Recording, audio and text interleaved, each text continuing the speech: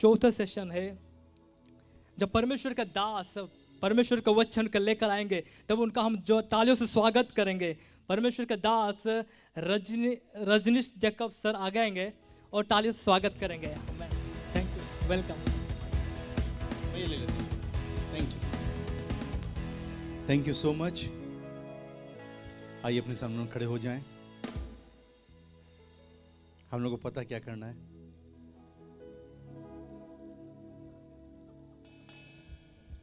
क्योंकि हम लोग जो है एक गहरे अध्ययन में जाएंगे और उसे पूरी संभावना है आप लोगों की सो जाने की। आइए हम लोग इस ओर देखें। You need a good massage. बोलने की जरूरत ही नहीं है। Good massage to each other. एक दूसरे को बहुत अच्छा मसाज दीजिए। बहनें भाइयों सीखिए कितना अच्छे से लोग कर रहे हैं। शायद उन्होंने कुछ पहले ना ही थे। आइए अब हम लोग इस ओर देखें। You also deserve. हम लोग यूथ कॉन्फ्रेंस में हैं।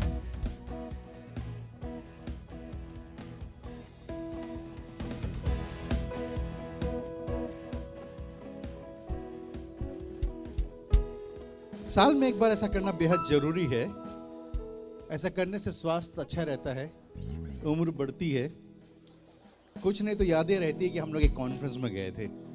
जब हम लोग खड़े में निकालेंगे फिलिपियों की किताब उसका 4 अध्याय, उसका हम लोग 4 से 10 पढ़ लेंगे नए नियम में।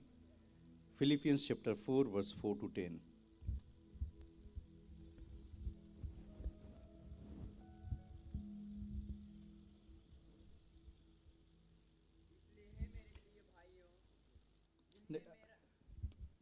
फिलिपियों 4 अध्याय 4 से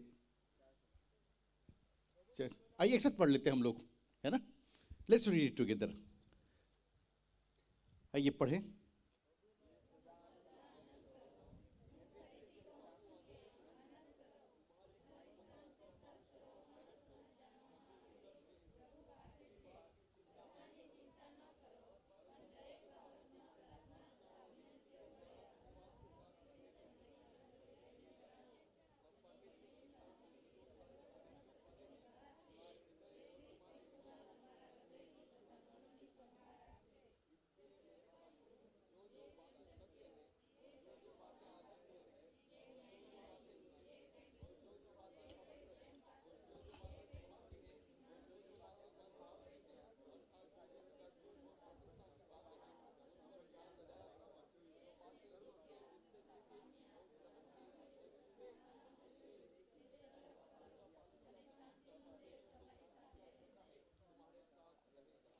प्रभु अपने वचन पढ़े जाने पर आशीष दे। 8 और 9 पद अंडरलाइन करेंगे इसको। इसलिए हे भाइयों, भाइयों मतलब केवल भाई नहीं, बहन लोग भी।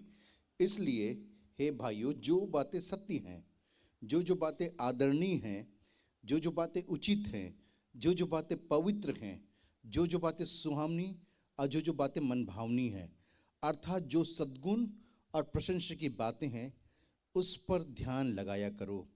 जो बातें तुमने मुझसे सीखी और ग्रहण की और सुनी, मुझ में देखी, उन्हीं का पालन किया करो। तब परमेश्वर का शांति का सोता तुम्हारे साथ साथ बना रहेगा। यहाँ लिखा हुआ है परमेश्वर जो शांति का सोता है वो हमारे साथ कब रहेगा? वो उस समय रहेगा जो बातें हमने सीखी, ग्रहण की और देखी, उसको जब हम पालन करेंगे। आइए अपने सामने बैठ जाएं। हम लोग जो है इस थीम के अनुसार चल रहे हैं, empowering the youth for the future. और हम लोग जबकि उस सेशन में से होकर जा रहे हैं, हम लोग लगातार कुछ चरित्र का अध्ययन कर रहे हैं। कल हम लोगों ने यूसुफ के बारे में देखा था, जिसका चरित्र, he was a man of character. उसका चरित्र हमारे लिए सबसे बड़ा उदाहरण है कि आप और मैं, हम लोग अपने चरित्र को यदि परमेश्वर की दिशा में रखेंगे, हमारे लिए ऊंचाई में पहुंचने से कोई नहीं रोक सकता है। हम ऊंचाइयों पे रहेंगे, बुलंदी पे रहेंगे। और उसके लिए आपको अपने चरित्र को बनाए रखना बेहद जरूरी है। नंबर 2, हम लोगों ने कल अध्ययन किया था, we got to be people of worship. हम आराधक बने, उसके उपासक बने। कि दाऊद ने जब परमेश्वर को स्मरण किया, उसने हियाव को पाया। आप अपने क्लेश में, अपने संकट में, अपने फेलियर में भी आप उसके आराधक बनिए। आप कलीसिया से अलग होकर के जिंदगी बिताने का प्रयास मत कीजिए। जिस भी चर्च में, जिस भी कलीसिया में आप जाते हैं, वहां पे आप आराधना कीजिए। चाहे एक व्यक्ति वहां पे क्यों ना आता हो, चाहे गीत पुराने क्यों ना होते हों, परमेश्वर की उपस्थिति को मत छोड़िए। आप परमेश्वर की उपस्थिति को ढूंढिए और आप परमेश्वर के उपासक, और जब आराधना बनते हैं आप विजेता हैं। आज सुबह हम लोग अध्ययन कर रहे थे एलिया की जिंदगी से। He was the man of obedience. वो आज्ञाकारिता का व्यक्ति था। उसको परमेश्वर ने कहा तू नाले में चले जा, और वहां जाके छिप गया। उसको परमेश्वर ने कहा तू विधवा के घर में जा, वहां वो चले गया। He followed God. और आपको और मुझको जो है निरंतर परमेश्वर को की आज्ञा पालन करनी चाहिए। ये जो बाइबल है ये प्रिमिटिव बुक नहीं है, ये प्राचीन ग्रंथ, दुर्लभ ग्रंथ नहीं है। ये जीवन को बदलने वाली किताब है और ये हमारे जीवनों को बदल सकती है। सवाल इस बात का है कि हम कितना इसको अध्ययन रोज करते हैं। और जब आप इसको अध्ययन करना शुरू करेंगे, इसके अंदर से आपको प्रेरणा मिलेगी, आपको इसके अंदर से दिशा मिलेगी, आपको इसके अंदर से उत्साहवर्धन मिलेगा, इंकरेजमेंट मिलेगा, आपको इसके अंदर से शांति मिलेगी, आपको इसके अंदर से आनंद मिलेगा, आपको इसके अंदर से आशा मिलेगी, और इसके अंदर से आपको जो है जुनून मिलेगा। जुनून, आप पैशनेट होंगे, आप जुनूनी होंगे, कुछ कर गुजरने की तमन्ना रखेंगे जब आप इस वचन को पढ़ेंगे। एक व्यक्ति था जिसका नाम था वॉल्टेयर। वो हालांकि रहने वाला फ्रांस का था, और वो उसने जो है अपने जीवन काल में करीब 60,000 खतों को लिखा, पत्र लिखा, 60,000। वॉल्टेयर नाम था उसका। और वो जो था घोर ईश्वर विरोधी था, वो नास्तिक था। He was atheist. Voltaire French atheist. औसत 60,000 जो है ऐसे छोटे छोटे लेख और पत्र लिखे जिसमें उसने खिलाफत की बाइबल की, उसने विरोध किया परमेश्वर का, क्रिश्चियनिटी का उसने विरोध किया। और वो बहुत पॉपुलर था।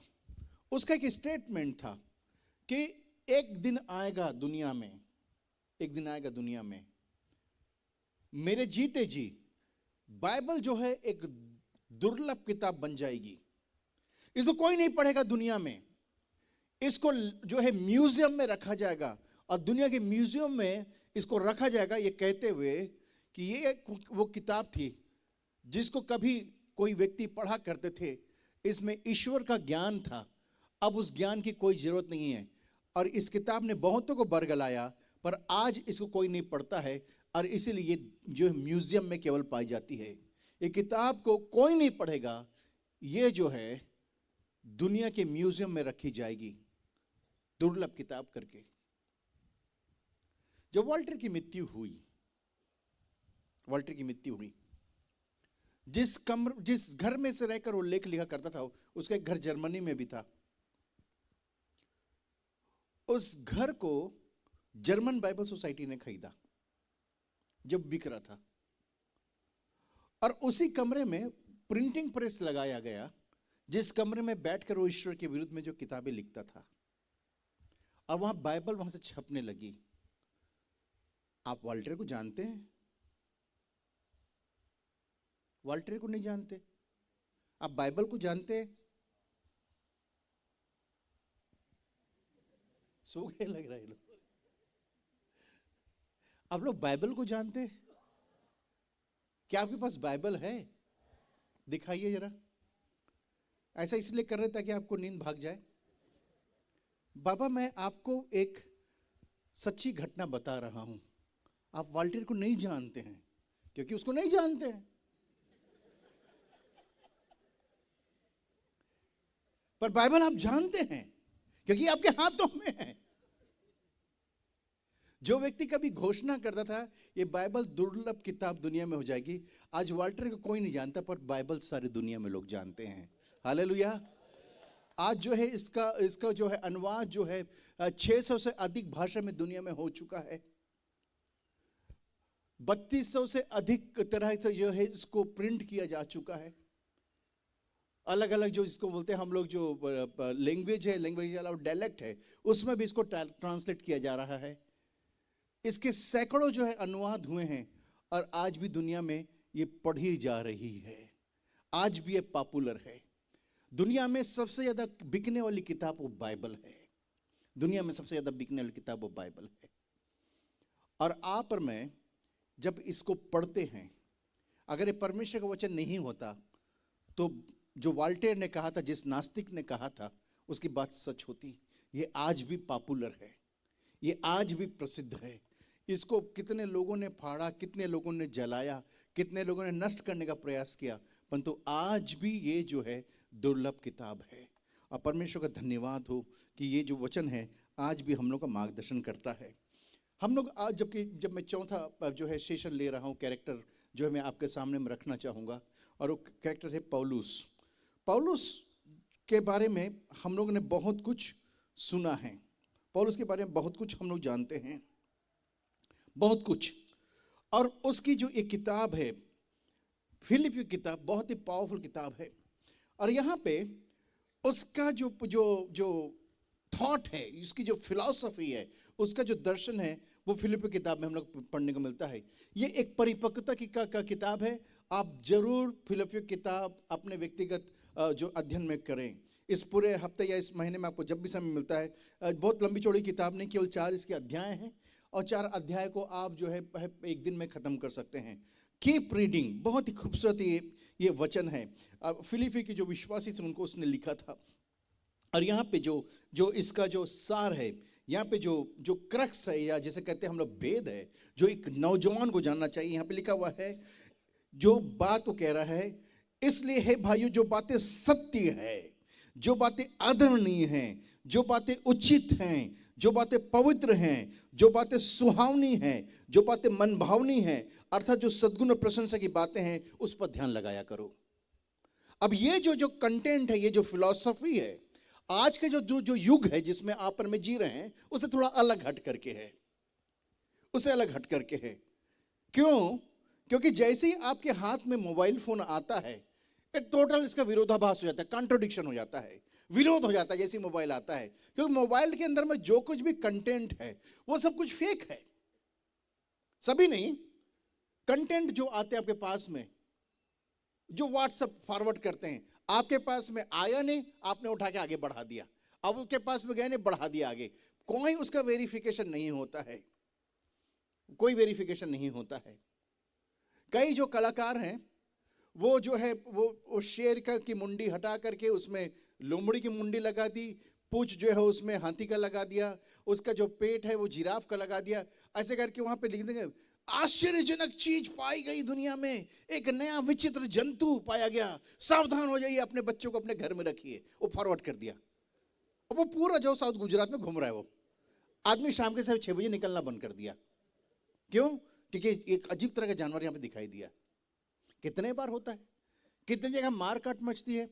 हमारे जयपुर में जब जो है 2 समूह आपस में टकरा जाते हैं, खासकर हिंदू मुसलमान, उनका कोई बाइक वाइक टकराए थे तो बहुत झगड़ा मचाते हैं उन लोग। ऐसा लगता है कि उनका कोई हेलीकॉप्टर क्रैश हो गया, कहीं गिर गया। बाइक ही टकराई 2 लोगों की और वो मारा मारी चालू। सबसे पहला जो गवर्नमेंट क्या करती काम पता है? सबसे पहले वो इंटरनेट बंद कर देती है, तुरंत इंटरनेट बंद पूरे जयपुर का। हम लोग खोज रहे हैं, ये ओला उबर बाइक करना है, हम लोग को खाना मंगाना है, जोमेटो करना है, स्विगी करना, कुछ नहीं चल रहा है। क्या हो गया अचानक? अब हम लोग एक दूसरे को फोन करें, क्या हो गया है, ये नेट नहीं चल रहा है। पता चलता है एक बाइक टकरा गई है मुस्लिम बस्ती के पास में, वो दोनों भिड़ गए। तो वहां से अफवाह ना फैले, झूठ ना फैले, है ना, क्योंकि क्या है, तुरंत वहां पे लोग आ जाएंगे, कोई झोपड़ी का फोटो जलता हुआ वीडियो भेज देंगे, कोई टावर गिज का फोटो भेज देंगे बोल करके कि हमारे जो हुसैन मियाँ का जो घर जला दिया, ठीक है, वो हम लोग को सनातन धर्म की रक्षा करनी है, वो मंदिर के अंदर में उन्होंने ये फेंक दिया, वो चालू हो जाएगा। इसको रोकने के लिए सरकार ये करती है, हमेशा होता है, पता नहीं आपके गुजरात में होता नहीं होता है, हमारे यहाँ आए दिन होता है राजस्थान में। झूठ, वचन कहता है जो बातें सत्य हैं, जो बातें आदरणीय हैं, जो बातें उचित है, जो बातें पवित्र है, जो बातें सुहाने मन भावनी है, सद्गुण प्रसन्न बात, उस पर ध्यान लगाया करो। कौन कह रहा है ये? उसका नाम है पौलुस। पौलुस के बारे में यदि आप और मैं अध्ययन करेंगे प्रियो, तो उसके बारे में आपको बैकग्राउंड मिलेगा कि यही वो पौलुस था यही वो पौलुस था जो पहले ये सब नहीं करता था, ये सब नहीं करता था। और जब उसकी उम्र करीब 30 वर्ष की थी, जब वो 30 वर्ष का था, उसको प्रभु का जो है दर्शन मिलता है। उस समय में जब वो कहीं पर विरोध की योजना बनाकर दमिश्क के मार्ग में चला जा रहा था, उसके पास में लेटर था, चिट्ठी था, और वो जो है निकल रहा है दमिश्क के लिए। दमिश्क के मार्ग में पहुंचा, क्यों? क्योंकि उसको लगा कि दमिश्क एक जगह है सीरिया में, जहां पे जाकर के वहां के जो है जो मसीह लोग विश्वास में हैं उनको वो बंदी बना करके लेकर के आए। इसके पहले जो था, यदि आप प्रेरितों काम पढ़ेंगे 7वां अध्याय, आपको जानकारी मिलेगा 7, 8, 9 पद में, तीनों अध्याय में जो है पौलुस की छोटा सा ब्रीफ जिमनी आई हुई है। आपको वहां जानकारी मिलेगी कि कैसे उसने जब स्तिफनुस को पत्थरवाह किया जा रहा था, वहां पे वो खड़ा हुआ था, और उसको जब पत्थर मारा जा रहा था, वहां पर वो सब कपड़ों की देखभाल वो कर रहा था। सबको कहते लाओ कपड़े अपने अपने जमा कराओ, जाओ उसको मार के आओ पत्थर से, मेरे तरफ से 2 मारना उसको, लाओ पत्थर, ठीक है, सब अपने कपड़े पर रखो।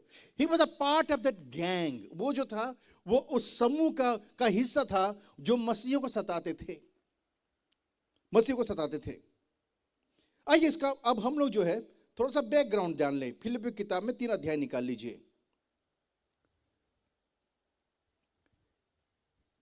अब इसका हम लोग जो है 4 पद से यहां भी पढ़ेंगे। यह क्या लिखता है? पर मैं तो शरीर पर भी भरोसा रख सकता हूँ, यदि किसी और को शरीर पर भरोसा रखने का विचार हो तो मैं उससे भी बढ़कर रख सकता हूँ। आगे पढ़ेंगे। 8वें दिन मेरा खतना हुआ, यहां लिखता है 8वें दिन मेरा खतना हुआ,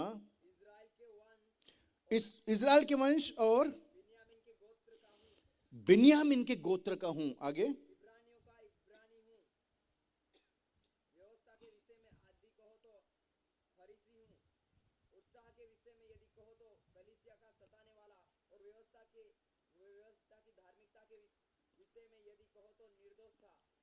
परंतु जो बातें मेरे लिए लाभ की थी उन्हीं को मैंने मसीह के कारण हानि समझ लिया है, वरन मैं अपने प्रभु मसीह यीशु के पहचान की उत्तमता के कारण सब बातों को हानि समझता हूँ। राइट, यहां रुकेंगे हम। यहां लिखा हुआ है कि 8वें दिन मेरा खतना हुआ, इज़राइल के वंश का हूं, बिन्यामीन के गोत्र का हूं, इब्रानियों का इब्रानी हूं, व्यवस्था के विषय में कहो तो मैं फरीसी हूं, उत्साह के विषय में कहो तो कलीसिया का सताने वाला, और व्यवस्था की धार्मिकता के विषय में कहो तो निर्दोष था।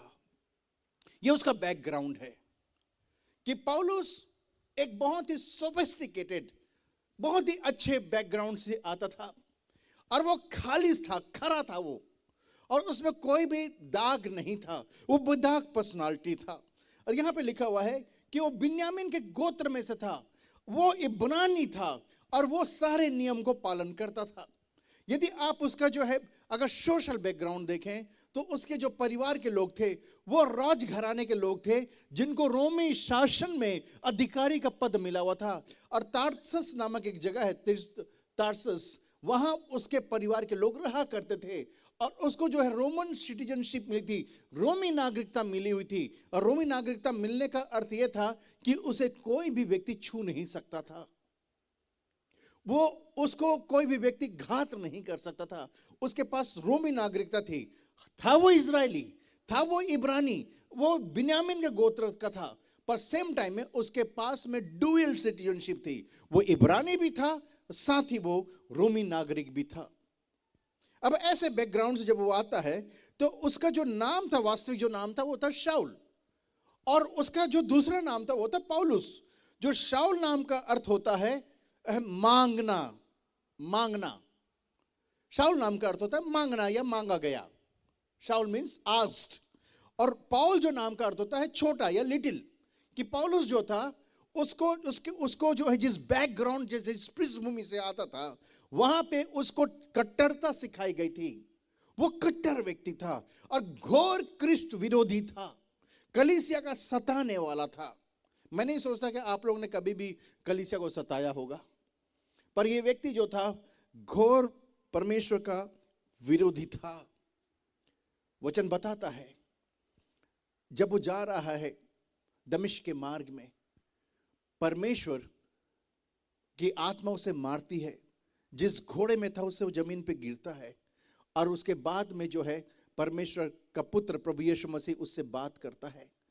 अब वो अंधा हो जाता है कुछ दिनों के लिए, वो अंधेपन में रहता है, और उसके बाद उसको प्रभु का ज्ञान मिलता है और परमेश्वर उसको चुन लेता है। और ये बार बार उसके बारे में लिखा हुआ वचन में कि किस प्रकार से उसको जो है प्रभु ने बुला लिया था।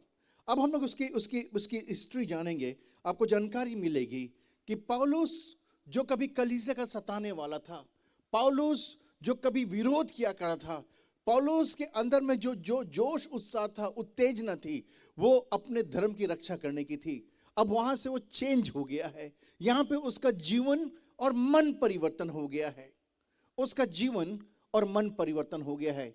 याद रखिए, मसीही बनते नहीं हैं, पैदा नहीं होते हैं, मसीही बनते हैं। Christians are not born, Christians are made. मसीही पैदा नहीं होते हैं। आप यदि चाइना में हैं और चीनी घर में आप पैदा होते हैं तो आप चीनी कहलाएंगे। आप अगर आप मुसलमान घर में पैदा होते हैं तो आप मुस्लिम कहलाएंगे। आप एक हिंदू घर में पैदा होते हैं आप हिंदू कहलाएंगे। पर आप मसीही घर में अगर पैदा होते हैं तो आप मसीही नहीं कहलाएंगे, क्योंकि मसीही पैदा नहीं होते हैं, मसीही बनते हैं, मसीही बनते हैं। और ये जो अनुभव पौलुस का है, ये हर एक मसीही का होता है कि एक दिन वो अपने पापों से पश्चाताप करके, एक दिन वे मन फिरा करके यीशु के चरणों में आते हैं, यीशु के चरणों में आते हैं। मेरा लालन पालन मसीही घर में हुआ था। नाम के नॉमिनल क्रिश्चियन थे हम लोग, चर्च ऑफ क्राइस्ट में जाया करते थे। प्रभु के वचन को हम लोगों ने बचपन से सुना था। पर 17 वर्ष की उम्र में था जब मैंने प्रभु यीशु मसीह के संदेश को सुना कि यीशु सच में चंगा करता है। पर उन 17 वर्षों में मैंने कई बार प्रभु यीशु मसीह के बारे में सुना था, पर मुझको जो है कोई खास रुचि नहीं थी। पर मेरे जीवन के एक मोड़ में मैंने यीशु के संदेश को सुना, जब पास्टर प्रचार कर रहा था, कौन कौन यीशु के लिए अपने जीवन को देगा।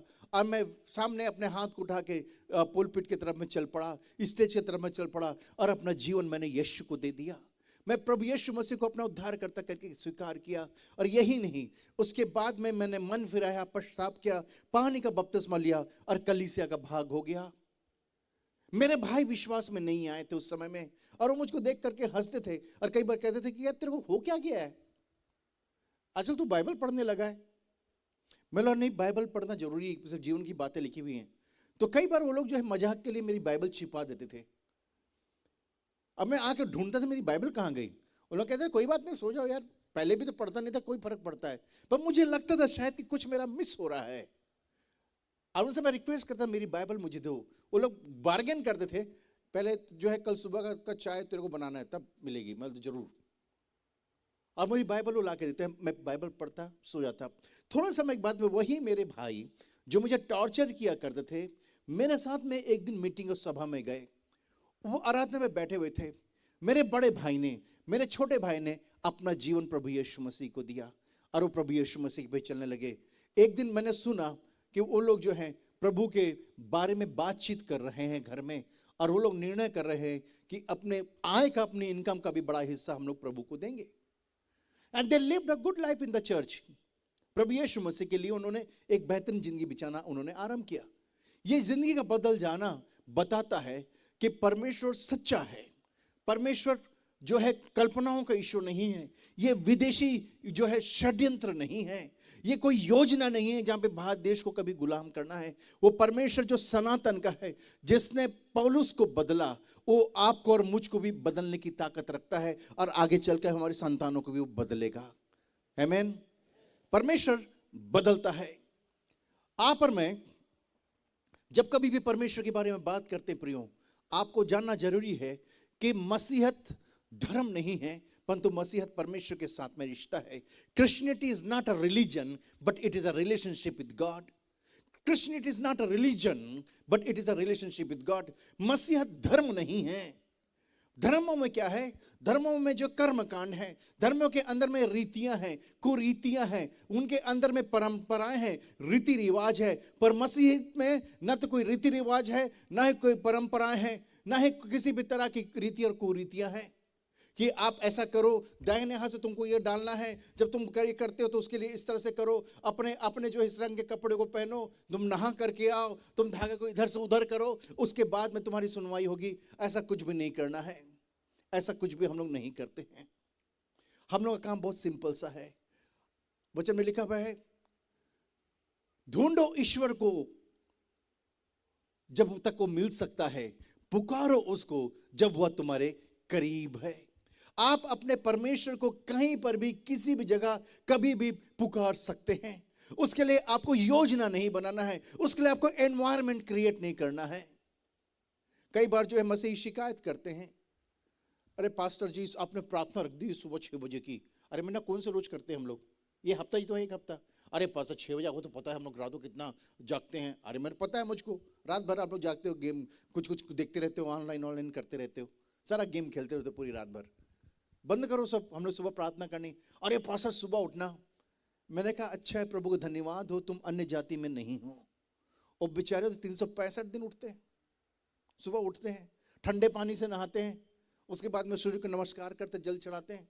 कल्पना करो अपने बारे में, बिना नहाए वहाए 2 दिन से नहाया नहीं तो भी प्रार्थना कर लेते हो, और प्रभु सुन लेता है, प्रभु सुन लेता है। Just think how easy our God is. मसीहत धर्म नहीं है, परमेश्वर के साथ में रिश्ता है, और आप में उस रिश्ते में बुलाए गए हैं। आप जहां भी, वचन कहता है तुम जहां भी है जैसे भी हो परमेश्वर के पास में चले आओ। और हम सब परमेश्वर के पास में चले आए।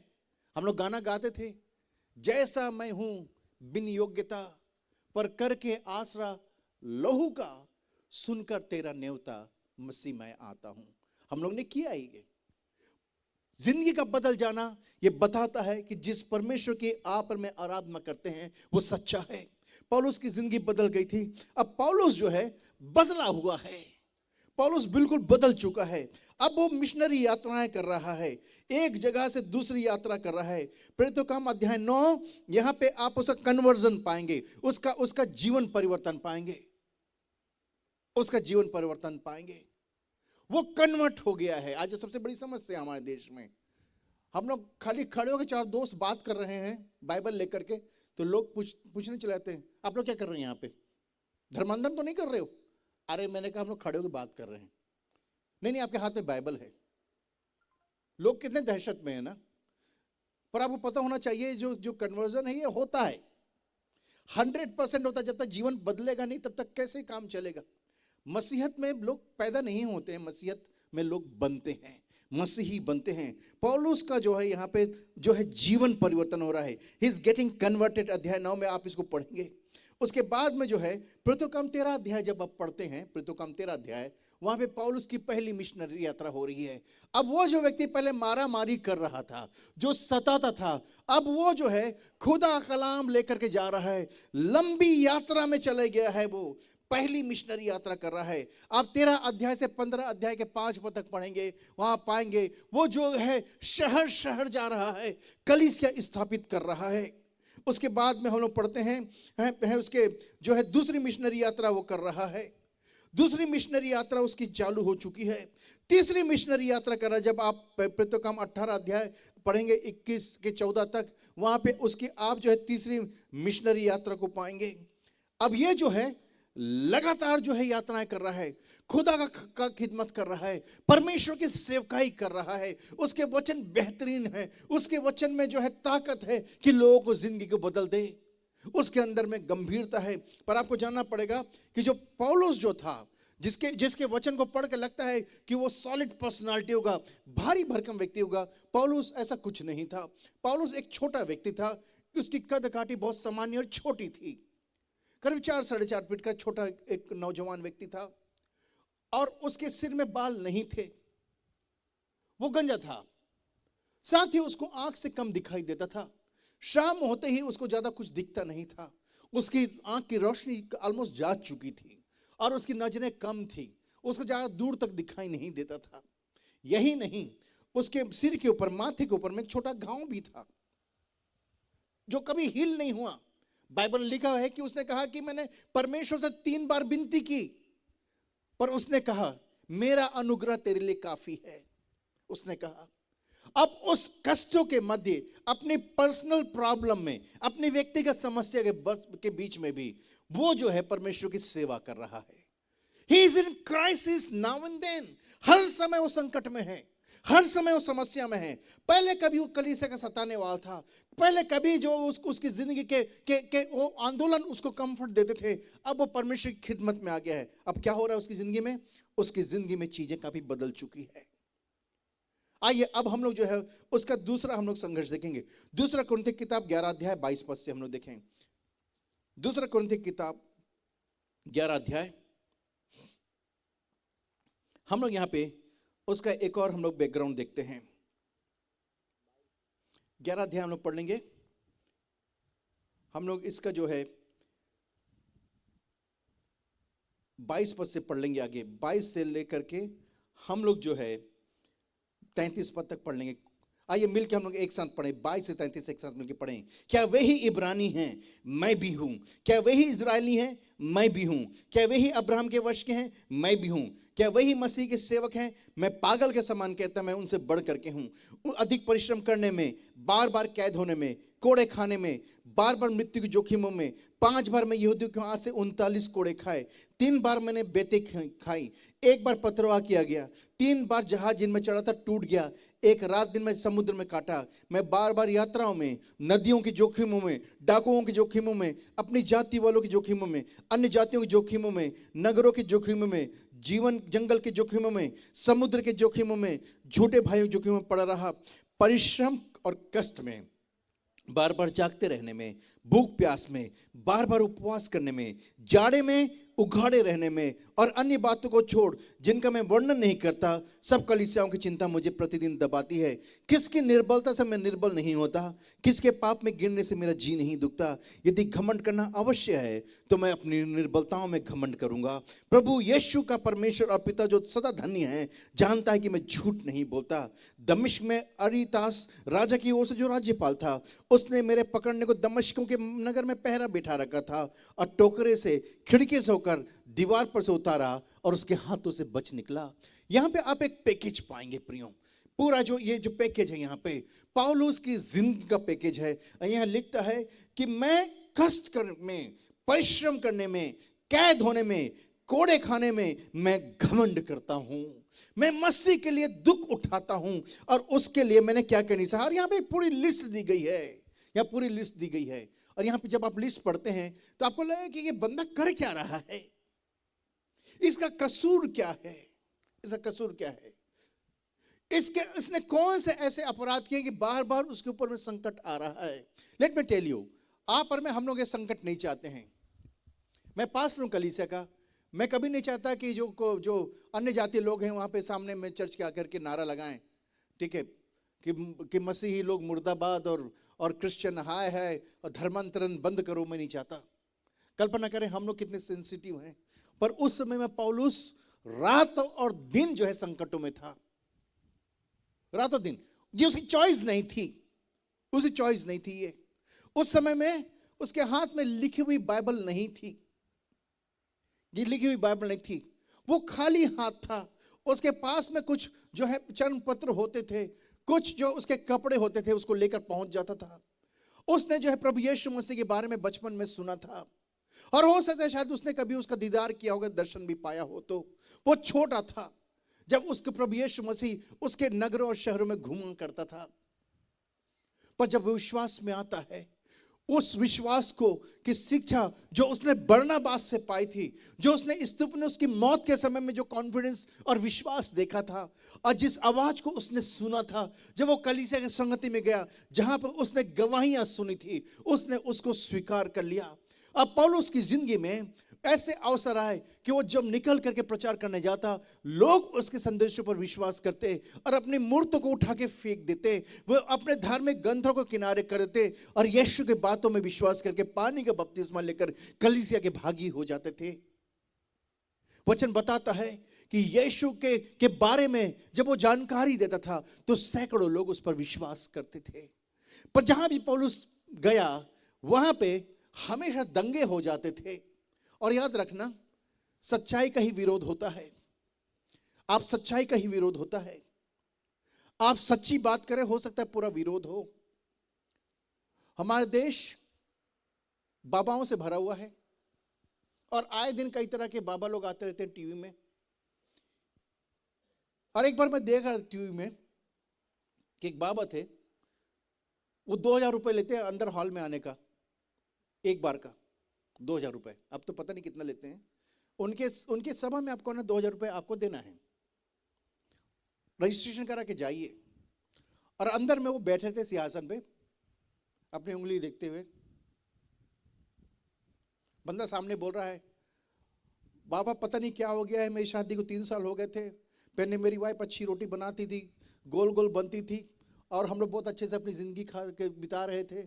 और मैं सुबह जाता, काम करके आता, शाम को हम एक साथ बैठ के खाना खाते थे, और दाल में भी बड़ा अच्छा टेस्ट होता था, और सोते भी हम लोग बढ़िया से थे, हम लोग आपस में खूब बात भी करते थे। पर पता नहीं 3 साल के बाद में क्या हो गया है कि वो जो है आजकल रोटियां भी जो है ठीक से गोल भी बन नहीं रही हैं, बातें भी गोलमोल होती हैं आजकल, वो दिन भर मोबाइल में ही लगे रहती है, और मेरा तो ध्यान भी नहीं देती। पापा ऐसा लगता है कि मेरे घर में जो है रिश्ता टूट रहा है। अब बाबा जो है अपने हाथों को देख रहा है, अच्छा तुम क्या करते हो? बाबा मैं तो एक ऑफिस में काम करता हूं। अच्छा तुमने कल समोसा खाया था? बाकी हम आपको मालूम है। Can you believe? क्या कोई विरोध कर रहा है उसका? कोई विरोध नहीं कर रहा है। बंदा कह रहा है तुम कल समोसा खाए थे, तुम्हारे घर में प्रॉब्लम जो है ना क्यों हो रही है पता है? कल तुमने जो है हरी चटनी के साथ में समोसा खाया था, आज जब समोसा खाओगे लाल चटनी के साथ खाना, कृपा आएगी। खत्म खत्म। ये क्या हो रहा है हमारे देश में? आप वचन का प्रचार कर रहे हैं, आप कह रहे हैं कि मेरे भाई तेरी जिंदगी की समस्या का समाधान होगा, तू हिम्मत मत हार, तू आत्महत्या मत कर, तू जो है अपनी जिंदगी समाप्त मत कर। निराशा के बीच में प्रभु यीशु मसीह आशा है। आप उस व्यक्ति को फेर करके ला रहे हैं, वो नशा करना त्याग रहा है, वो ड्रग्स लेना बंद कर रहा है, वो बेरोजगारी के आलम में भी खुश रहना सीख रहा है, वो दर्द के मध्य में मुस्कुरा रहा है, वो अपने परिवार का ध्यान रखने लग गया है, वो जिम्मेदार हो गया है, अब वो अपराधी नहीं रहा है, उसने मन फिरा लिया है, पानी का बपतिस्मा ले लिया है, अपने परिवार के साथ में खुशियों में जीना उसने आरंभ कर दिया है। अब वो अपनी मां का भी ध्यान रखता है और अपने बहन भाइयों को भी वो जो है संभालता है। मसीह ने उसकी जिंदगी को बदल दिया है। पर इसका विरोध है, इसका विरोध है। वचन में लिखा हुआ है, प्रभु यीशु मसीह ने कहा है हमसे, तुमको मेरे नाम से लोग पकड़वाएंगे, तुम पर झूठे मुकदमे करेंगे, पर तुम घबरा नहीं, तुम्हारे लिए स्वर्ग में एक बड़ा प्रतिफल है। क्या ये हमारे देश में ही है? आप अफ्रीका में जाइए, वहां भी है। वहां पे कई चर्चेस में आए दिन बम ब्लास्ट होते रहते हैं। आप चाहे सोमालिया की बात करें, चाहे केनिया की बात करें, चाहे जो है नाइजीरिया की बात करें, कभी भी वहां पे आतंकी जो है बम फेंक के चले जाते हैं। आप बात करें कि साउथ कोरिया की, नॉर्थ कोरिया की, नॉर्थ कोरिया में विश्वासी जो है खुली आराधना कर ही नहीं सकते हैं। बाइबल का वहां पे नामोनिशान मिटाने का प्रयास चल रहा है। आप कहीं भी जाइए दुनिया में प्रियो, मसीहत का जबरदस्त विरोध है। और याद रखना, ये विरोध इस बात को बताता है कि जिस परमेश्वर ने ये वचन हमें दिया है वो सच्चा और जीवता है। अगर उसमें कुछ झूठ होता, उसमें कोई कल्पनाएं नहीं होती, तो इस तरह से लोग दर्द और दुख उठा करके परमेश्वर की सेवा नहीं करते जैसे पौलुस ने किया। पौलुस जब लिखता है, यहाँ पर लिखता है उसकी लिस्ट में कि 5 बार मैं यहूदियों के हाथ से 39 कोड़े खाए हैं, 3 बार मैंने बेते खाई हैं, एक बार मुझे पथरवाह किया गया, जिन जहाज में 3 बार चढ़ा वो 3 जहाज टूट गए, रात दिन मैं समुद्र में एक बार मैंने काटा, मैं जोखिम में रहता हूं, अपने जाति वालों के, डाकुओं के, नदियों के, अन्य जातियों के, सबके जोखिमों में रहता हूं। मुझ पर कई झूठे मुकदमे हैं, कई झूठे मुकदमे हैं। क्यों कर रहा है ऐसा हमारा भाई? क्योंकि जिस यीशु ने उसको बुलाया, उसने उसके वचन को उसने संभाल लिया। आइए अपने स्थान में हम लोग खड़े होंगे प्रियो। जब मैं पौलुस की बात कर रहा हूं, पौलुस was a man of commitment. पौलुस समर्पण का व्यक्ति था। He was man of commitment. He is concluding his life. उसकी जिंदगी जो है कंक्लूड हो रही है। 2 तिमोथी किताब 4 अध्याय 1 से लेकर के 8 पद तक हम लोग पढ़ेंगे। 2 तिमोथी 4 1 से 8 पद। आइए मिलके एक साथ पढ़ लें हम लोग, आज सब निकाल लें हम लोग। आइए भाई के साथ ऊंची आवाज में पढ़ेंगे, हमारे भाई ऊंची आवाज में पढ़े। आइए सब मिलके उनके साथ में पढ़ेंगे। Let's read it together. परमेश्वर और मसीह यीशु को गवाह करके जो जीवतों और मरे हुओं का न्याय करेगा। आइए सब मिलके पढ़ें प्रियो, भाई के साथ अपने लिए पढ़ें। यस भाई। और उसके प्रकट होने और राज्य की स्तुति दिलाकर मैं तुझे आदेश देता हूँ। Everyone read. आइए मिलके पढ़ें प्रियो, दूसरे पद से पढ़ें कि तू वचन का प्रचार कर, समय असमय तैयार रहे, सब प्रकार की सहनशीलता और शिक्षक साथ उदाहरण दे और डांट और समझा। आइए तीसरा पद पढ़ें मिलके, क्योंकि ऐसा समय आएगा कि लोग खरा उपदेश ना सह सकेंगे, परंतु कानों की खुजली कारण अपनी अभिलाषाओं के लिए अपने लिए बहुत सारे उपदेशक बटोलेंगे, अपने कान को सत्य से फेर कर कथा कहानियों पे लगाएंगे। परंतु सब बातों में सावधान रहे, दुख उठा, सुसमाचार का प्रचार कर, अपनी सेवा को पूरा कर, क्योंकि अब मैं अर्घ की नाई उंडेला जाता हूं। मेरे लिए संसार से जाने का समय आ पहुंचा है। मैंने अच्छी कुश्ती लड़ चुका हूं, मैंने अपनी दौड़ पूरी कर ली है, मैंने विश्वास की रखवाली की है। भविष्य में मेरे धार्मिकता का मुकुट रखा हुआ है, जिसे जो प्रभु धर्मी और न्यायी है मुझे उस दिन देगा, मुझे ही नहीं वरन उन सबको भी जो उसके प्रकट होने को प्रिय जानते हैं।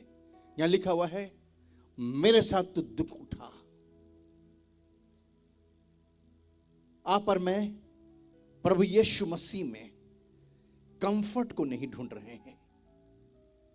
हम लोग प्रभु यीशु मसीह में विलासिता या लग्जरी नहीं ढूंढ रहे हैं। हम लोग प्रभु यीशु मसीह के अंदर में हम लोग प्रॉस्पेरिटी या समृद्धि नहीं ढूंढ रहे हैं। हम लोग उस प्रभु को ढूंढ रहे हैं जो इन समस्त बातों का परमेश्वर है।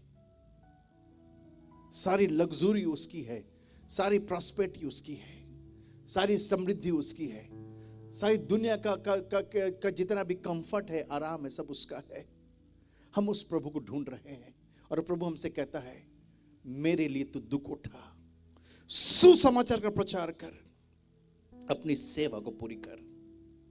मैं अच्छी कुश्ती लड़ चुका हूं, मैंने अपनी दौड़ पूरी की है, मैंने अपने विश्वास की रखवाली की है। आपने कैसे अपने विश्वासी जीवन को शुरू किया है, मुद्दा ये नहीं है प्रियो। मुद्दा ये है कैसे आप अपने विश्वासी जीवन को इस समय में जी रहे हैं और कैसे उसको कंक्लूड करेंगे।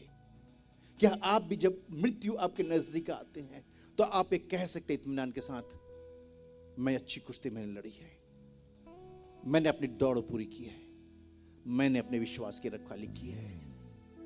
प्रभु सहायता करे आपकी। जब आपने परमेश्वर के वचन को थाम लिया है तो आपने थाम लिया है। जब आप यीशु के पीछे चल पड़े हैं तो आप चल पड़े हैं। अब आपके पास में और कोई सवाल नहीं है, अब आपके पास में और कोई रास्ता नहीं है, आपके पास में और कोई मुद्दे नहीं है। हम लोग यीशु के पीछे चल पड़े हैं तो चल पड़े हैं। प्रभु से कह दे इस समय में अपनी आंखों को बंद करके, प्रभु केवल आप और मैं, केवल आप और मैं, केवल आप और मैं परमेश्वर। मैं जानता हूं कि मेरे और आपके बीच की बात है। मेरा पूरा समर्पण आपके लिए खुदावंत। जब तक मैं जीऊंगा मैं आपके लिए जीऊंगा।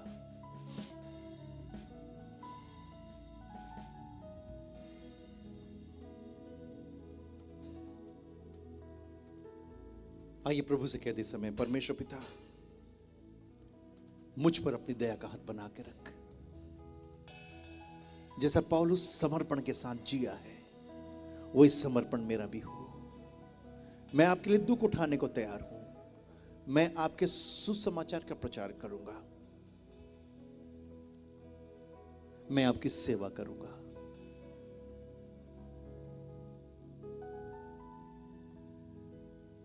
Hallelujah, Lord Jesus.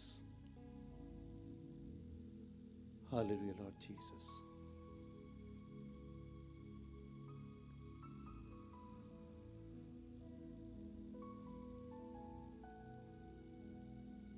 मेरे पीछे पीछे प्रार्थना कर सकते हैं आप। हे परमेश्वर पिता, प्रभु यीशु मसीह के नाम से आपके चरणों में आता हूं। मैं स्वीकार करता हूं आप मेरे जीवन के राज और प्रभु हैं। मैं स्वीकार करता हूं कि आपने मुझे चुना है, आपने मुझे बुलाया है कि मैं आपके सेवा करूं। मैं विश्वास करता हूं कि आपने मुझे मेरे जीवन का मकसद दिया है। हे परमेश्वर पिता, मुझको धोकर शुद्ध कर, मेरे मन को, मेरे शरीर को, मेरी आत्मा को, मुझको अपने स्वरूप में ढाल दे। मुझे अपने जैसा बना। जाने में अनजाने में आपके देखते, लोग देखते, मन से, वचन से और कर्म से जो भी पाप मैंने किए हैं उनको स्वीकार करता हूं। मेरे जीवन भर के सारे पापों को आप क्षमा कर दें। उन्हें यीशु के लहू से धोकर मिटा दें। अपना दिल मैं आपको देता हूं। आज से इसमें आप बसें, इसमें निवास करें। मुझे क्षमा कर दें। अपने सीने से लगा ले, अपनी संतान बना ले। मैं आपसे और ज्यादा प्रेम करूंगा। मैं आपको और ज्यादा ढूंढूंगा और मैं आपकी सेवा करूंगा। मुझे प्राण देने तक विश्वासी बना। धन्यवाद प्रभु, मुझे सुनने के लिए, मुझे चुनने के लिए, मुझे अपना बनाने के लिए। क्योंकि ये प्रार्थना मैं आपके बेटे प्रभु यीशु के नाम से करता हूं। आमीन, आमीन, आमीन। आइए अपने स्थानों पे आ जाए।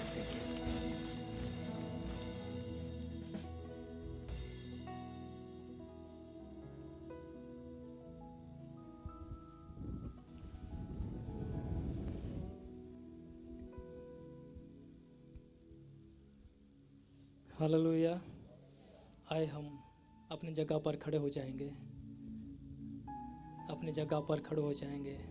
अपनी आंखों को बंद करेंगे। क्वालिटी में आगे आ जाइए और प्रेजेंस और वर्शिप में जाएंगे।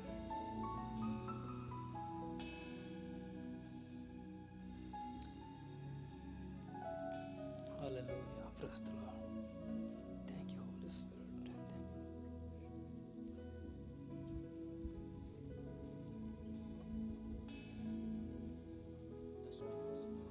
आइए अपनी आंखों को बंद रखें। प्रियो, हमने वचन सुना है। पौलुस ने अपनी दौड़ विश्वास योग्यता के साथ पूरी की। जब वो अपने जीवन के अंतिम दिनों में था, वो सुकून से ये कह सकता था, मैंने विश्वास की अच्छी दौड़ दौड़ी है, मैंने विश्वास की अच्छी कुश्ती लड़ी है, मैंने अपने विश्वास की रखवाली की है। यदि आज हमें यह प्रश्न पूछा जाए, हमारा उत्तर क्या रहेगा? और हमारा उत्तर अगर योग्य नहीं है, आज भी हमारे पास समय है प्रियो, क्योंकि परमेश्वर ने एक अद्भुत भविष्य की कामना करते हुए हमें इस जगह पे खड़ा किया है।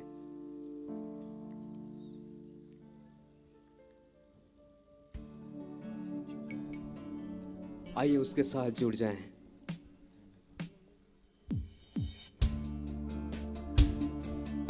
उसके साथ जुड़ने की कोशिश करें। कोई भी डिस्टर्बेंस, ये हमारे और परमेश्वर के बीच की बात है। आज ये सही समय है प्रियो, और ये उत्तम समय है।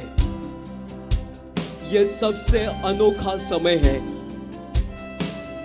ये हमारे जीवन का सबसे मूल्यवान और कीमती समय है। अगर हमारे ख्रिस्ती जीवन में चलते चलते हमारे ऊपर जंग लग रहा है, धूल मिट्टी हमारे ऊपर अब लग गई है, ऐसा जब हमें महसूस भी हो रहा हो, आज ये अच्छा समय है कि फिर एक बार हम अपनी उस दौड़ की ओर देखें। चलते चलते अगर हमें लगा कि मैं अपने मार्ग से भटक रहा हूं, आज फिर हमें यह समय मिला है, हम लौट आए ताकि एक दिन हमें भी ये गवाही रहे कि मैंने अपने विश्वास की रखवाली की है।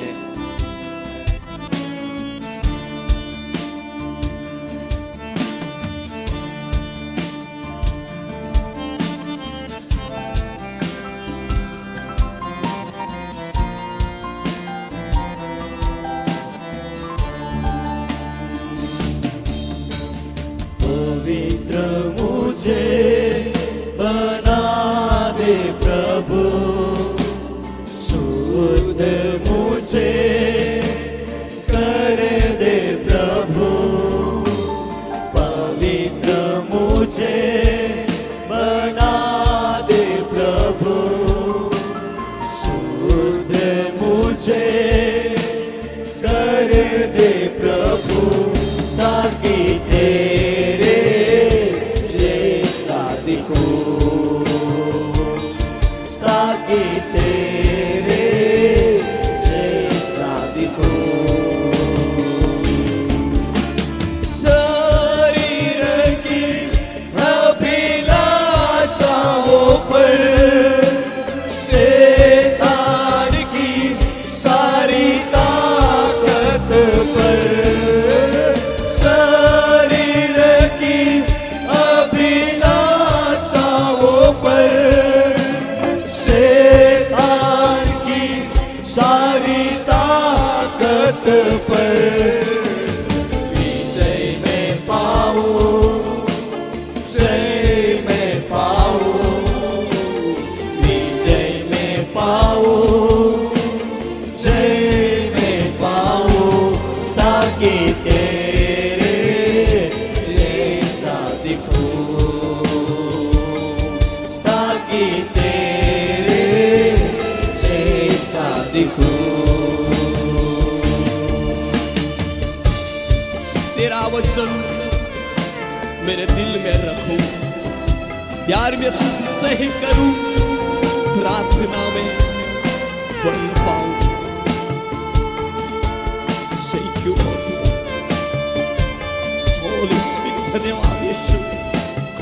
अपने हाथों को उठाकर प्रभु से कहिए,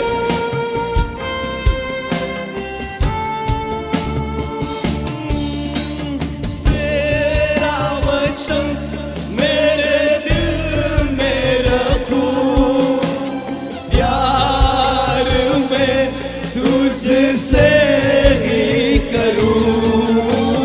तेरा वचन मेरे दिल में रखूं, प्यार में तुझसे ही करूं।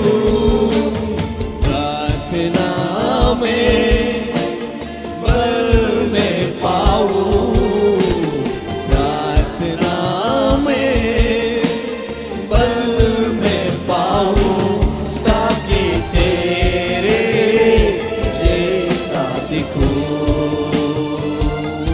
ताकि तेरे जैसा दिखूं।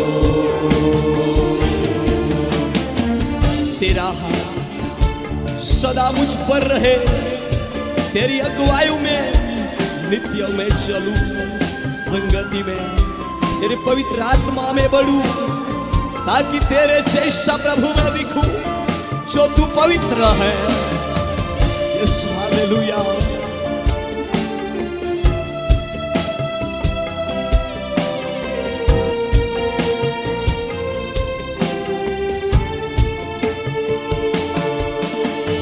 तेरा हाथ सदा मुझ पर रहे, तेरी अगुवाई में नित्य में चलूं। तेरा हाथ सदा मुझ पर रहे, तेरी अगुवाई में नित्य में चलूं। संगति में तेरी पवित्र आत्मा में बढ़ूं, संग क्षमा में बढ़ूं ताकि तेरे जैसा दिखूं, ताकि तेरे जैसा दिखूं।